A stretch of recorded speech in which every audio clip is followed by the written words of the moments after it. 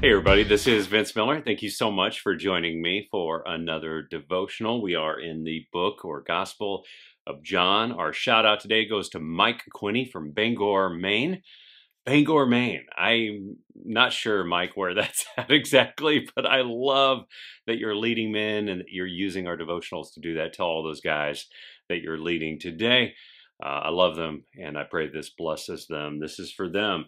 It's John chapter 12, verse 34. And we know in this instance that Jesus has just made a proclamation about who he is and what he's going to do, and the event of his death and resurrection. And now the crowd is going to respond to him. So the crowd answered him, "We have heard from the law that the Christ remains forever. How can you say that the Son of Man must be lifted up? Who is this Son of Man?" Now, fellas, the title, the Son of Man, is a title that Jesus has referred to himself many times up to this point in the Gospel of John, at least 3 times.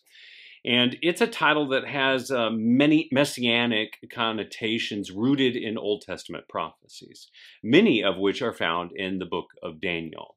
The Son of Man there is a figure who's going to claim everlasting dominion and a kingdom that's never going to be destroyed. So by using this title, Jesus was making a profound statement about who he was and what he was going to do.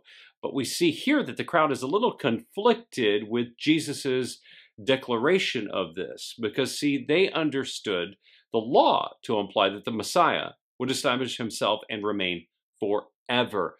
So they're perplexed and confused when Jesus says that the Son of Man has to be lifted up. Thus, their preconceived notions that they have read for years don't align with Jesus's teaching. Now, Jesus did stuff like this all the time. He frequently challenged conventional expectations, including the ones they had about the Messiah.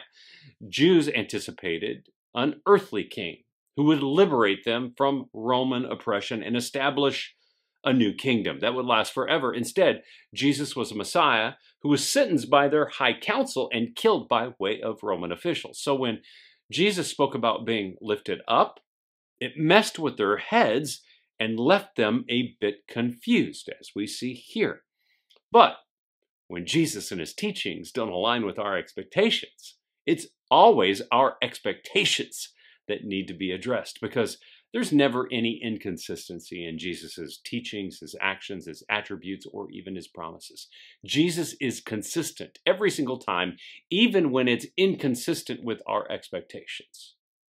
So fellas, in my life, I often find myself clinging to misguided expectations about who I want Jesus to be and how I expect him to work in my life. And then when he isn't who I want him to be, or he doesn't work the way I want, guess what happens? I'm let down.